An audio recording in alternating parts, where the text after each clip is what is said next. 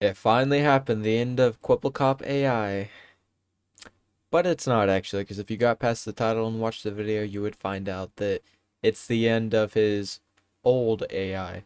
We're going to get into this video, but basically he's talking about how he's ramped up his AI project and is trying to make it even more realistic.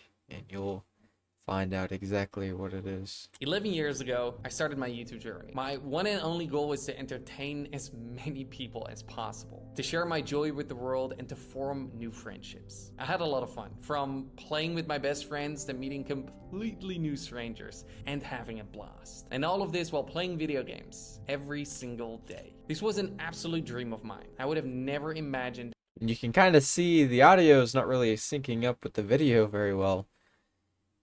And apparently this entire thing is actually AI generated. This is not the real Quibblecop. I don't know what kind of stuff. I mean, it's very impressive, but it's not the point that people are trying to make.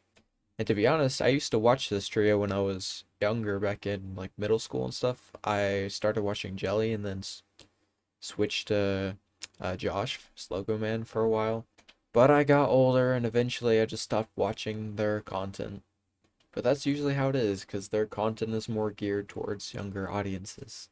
Anything better than this, and I wouldn't trade this in for anything in the world. But even a dream job can't stop me from growing up and growing older. And this made me realize this is not something I'll be able to do for the rest of my life. There will always be a point where I'll end up quitting. That might be now, that might be 10 years from now, that might be 50 years from now. So I decided to clone myself. I decided to make a virtual version of Quibblecop. However, I made a mistake. I thought that Quibblecop AI would be accepted and embraced. I thought people would love Quibblecop AI as much as I do, both for its exciting technology and its unbound creative potential. And a lot of you did. A lot of you loved it because you understood the vision and you saw where It kind of looks a little potentially disturbing. go. But there was also a counter movement. Not very many people loved it. Everything AI stands for, and who really honed in on the quality of the AI, who took every chance to criticize and judge my creativity, my team's hard work, and our storytelling. People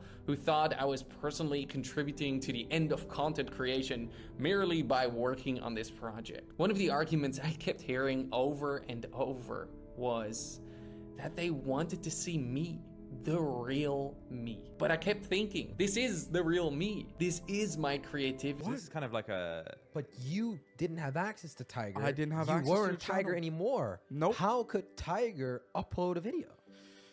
Yeah, I clicked on the video and it was pretty shocking. The guy literally cloned me. He cloned me, okay?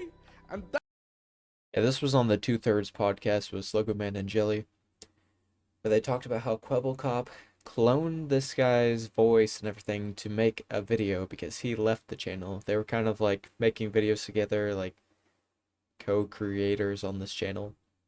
And Tiger, right here, this guy, left. And so Jordy just cloned his voice to make a new video, pretending like he came back and everything, which is super weird. And I don't understand the thought process on that. it wasn't a contract. He removed your access. He got rid of you entirely. And he pretended like you came back because Yes. the voice was identical. Yes.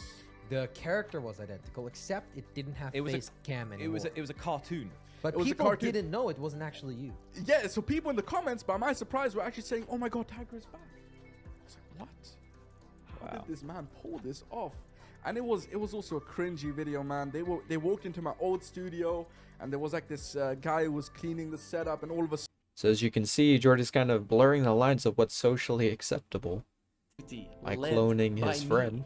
This is the story I want to share with the world. The story of Quibblecop AI. But like I said, I made a mistake. I decided to share Quibblecop AI with the world when he wasn't 100% ready. He hadn't fully matured yet. So let me just say, everyone has ever said about Quibblecop AI has been heard. Every bit of criticism, every argument for, and especially every argument against, every comment, every email, every tweet. That's why we decided to train a brand new Quibblecop 2.0 model with every bit of feedback we've received. And the results, they're astonishing. Every second you've been watching of this video so far has been completely AI generated. The Kwebbelkop you're seeing on the screen right now is not really me.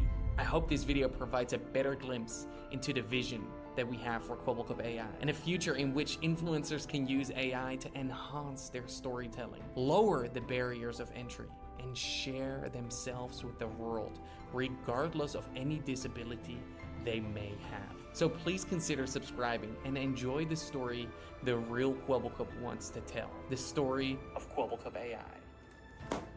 Thank you.